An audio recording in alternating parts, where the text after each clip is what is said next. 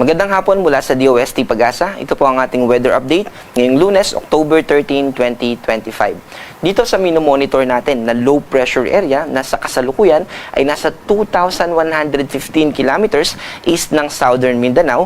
Nasa medium chance po yung kategory nito sa kasalukuyan. Ibig sabihin, hindi pa natin nakikita na maging isang ganap na bagyo ito sa susunod na 24 oras. Pero beyond that, or after noong 24 hours na limit natin na yon, ay nakikita natin na mataas yung posibilidad na ito ay maging isang ganap na bagyo.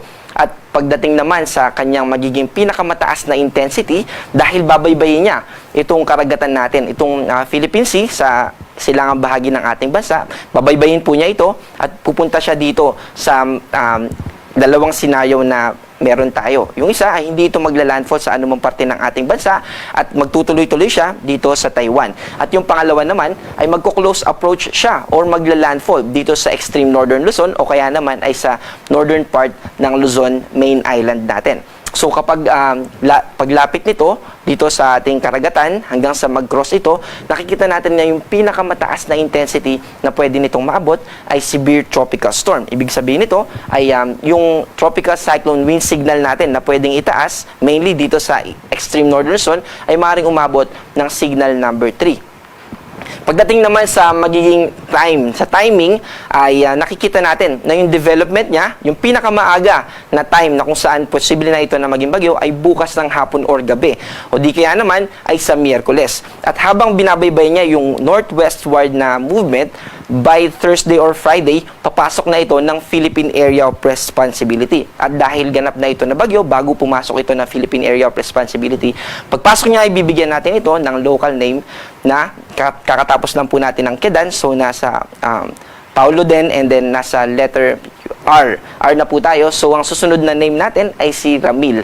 At itong si Bagyong Ramil ay magtutuloy-tuloy dito at pinakamakakaapekto po ito sa atin ay by Saturday, Sunday, and Monday. Habang binabaybay po niya itong northern part ng ating bansa.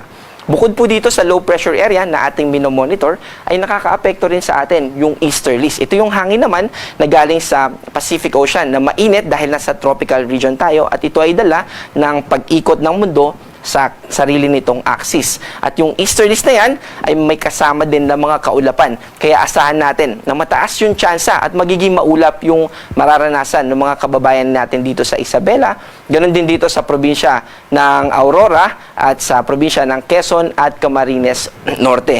Dito naman sa Metro Manila, kanina ay meron tayong naranasan ng mga pagulan dahil po yan sa mga thunderstorms. At dito sa Metro Manila at sa natitirang bahagi ng ating bansa ay magiging mas mababa yung tsansa ng mga pagulan natin as compared sa mga binanggit nating lugar sa eastern part ng Luzon. At dahil po binanggit natin yung thunderstorm kanina na nakakaapekto sa Metro Manila, actually meron po tayong nakataas na nilabas natin kaninang 3:27 PM. So yung ilang bahagi ng Metro Manila ay nakakaranas sa kasalukuyan ng mga thunderstorm. Ganun din sa ilang bahagi ng Cavite, Batangas at Quezon. Ito po yung mga nakakulay violet dito sa ating map. At sa mga susunod na oras, sa next 2 hours, ay makakaranas din naman yung ating mga kababayan dito sa Laguna, Rizal, Bulacan, Bataan, Pampanga at portions ng Zambales at Nueva Ecija ng mga thunderstorm activity.